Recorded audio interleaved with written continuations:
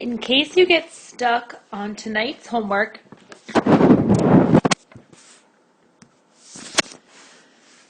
take page 14 out of your binder and put it next to you. Use it as a reference. In the rest of the video, I will show you the answers to page 23 and 25, and I will use this picture of page 14 next to the problems, and that it will help me solve them. So go to page 23. You should be able to do the problems on the top.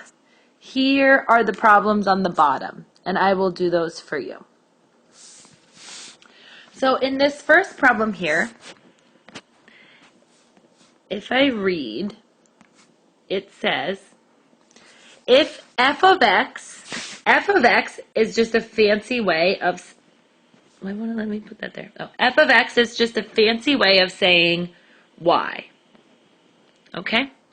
So if y equals 4x minus 5 and g of x equals x squared plus 1, find each value.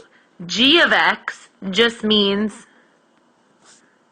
a different y than before. So it's like saying f of x is the first line and g of x is the second line. It's like the name of the function. You have your older brother and his name is Wilton, and then you have your younger brother and his name is Kevin. So you're both brothers and you're related, just one is named this and one is named this. Okay? So number 7. If you don't have room, put the room down here. It says f of 2 is what we're trying to find. What do they mean by f of 2? It means go to the equation named f, which is this one here,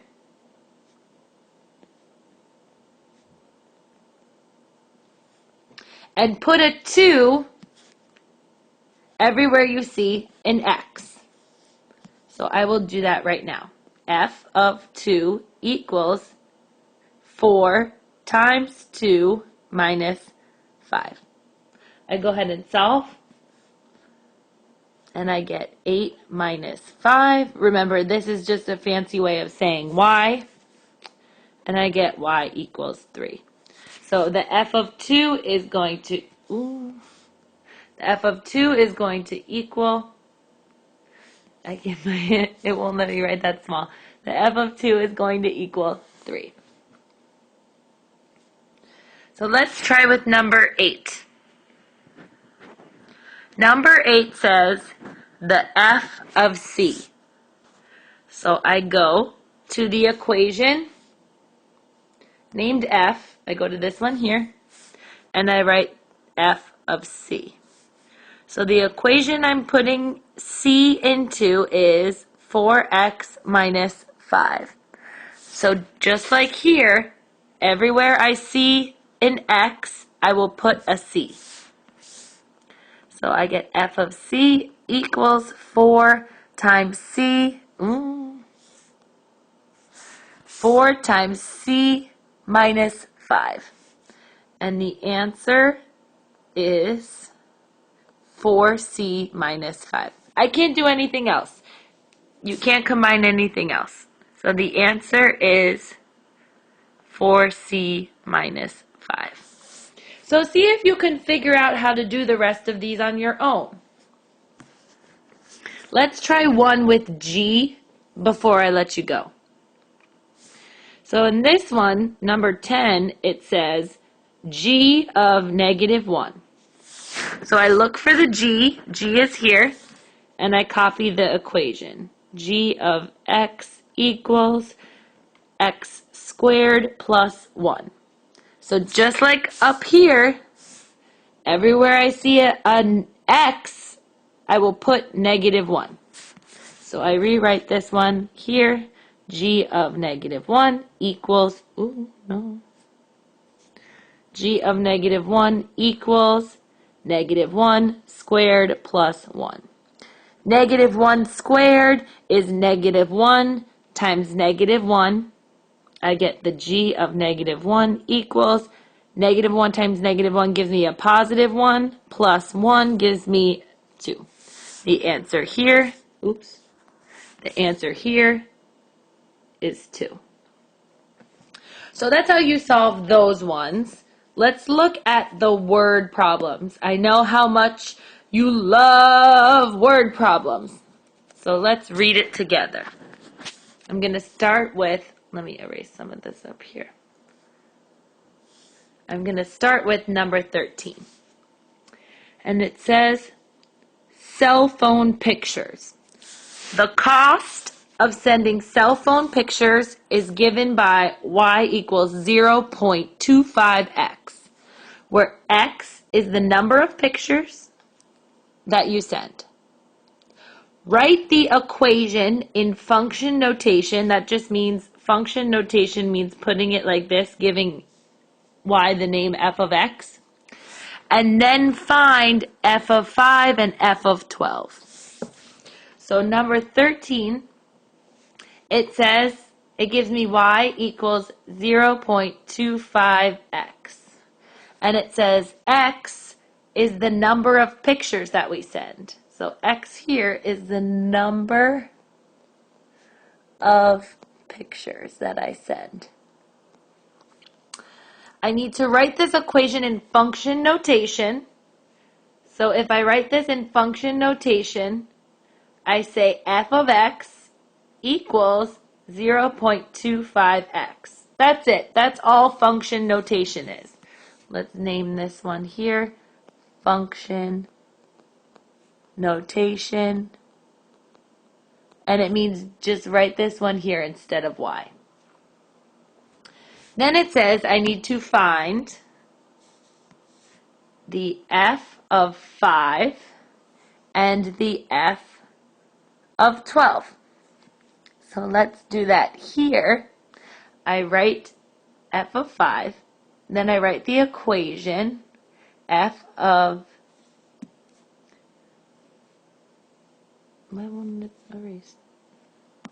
f of x equals 0.25x, and then everywhere I see an x, I put a 5. So I rewrite this as f of 5 equals 0.25 times 5.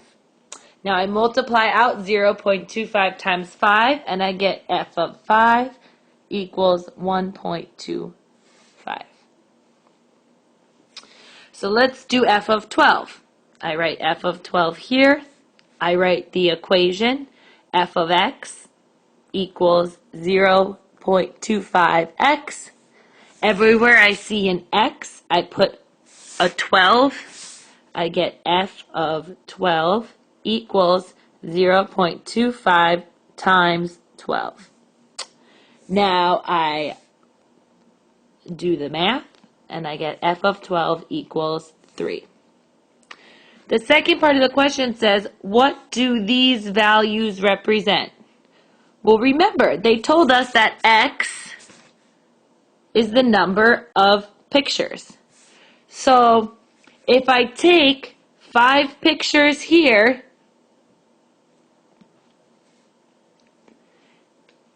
the cost, remember, the cost is represented by this one here. So if I take 5 pictures, it will cost me $1.25. And on this one here, if I take 12 pictures, it will cost me $3. Okay?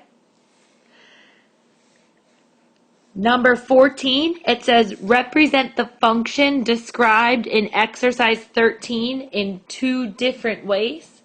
So this function here, it says represented in 2 different ways. So pick one. Either write coordinates, graph it, make a table, or make a map. where you make one of those charts like this, remember, -2, -1, 0, 1, 2, and then you find the y values. So you can do that for this one, this one, this one, or this one. Just pick two of them, okay? And that's how you answer number 14. So now let's do page 25. Use your page 14 right here in order to answer the questions on page 25. So first, let's look at number 15. I want to match what this looks like here with one of the relations, either coordinates, graph, table, or map. Which one does this one look like? It looks like a map, right? How do I solve the map? The first thing I do, I draw an arrow coming out of each x. And with the first x, I see stop. There are two arrows coming out of x. I know that this is not a function because there's two arrows coming out of x. So I say, no, not a function. Let's do number 16. So number 16, which one is this going to be? Coordinates, graph, table, or map? It's a map, right? So how do I solve the map? I start with the x and I draw an arrow to the y. Start with the x, draw an arrow to the y. Start with the x, draw an arrow to the y. Do I ever see more than one arrow coming out of one x? No, I don't. So it looks like this one here, it must be a function. So I write yes. Let's look at number 17. Number 17 gives me x here and y here. Which one does that look like? Coordinates, graph, table, or a map? It looks like a table, right? How do I determine if the relation is a function using the table? I look and see if x repeats. If x does not repeat, the table is a function.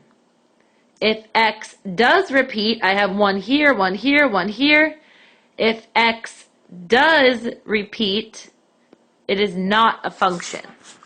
Do I see x repeating in here? No, I don't see it. So, therefore, this is a function. Let's look at number 18. I solve it the same way as 17. I go to the table part, because it's a table, and I look at the x values, and I look to see if x repeats. Does x repeat here? No, it does not. Therefore, it is a function. Number 19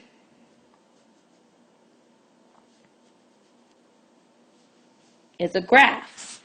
So first, let me plot the points.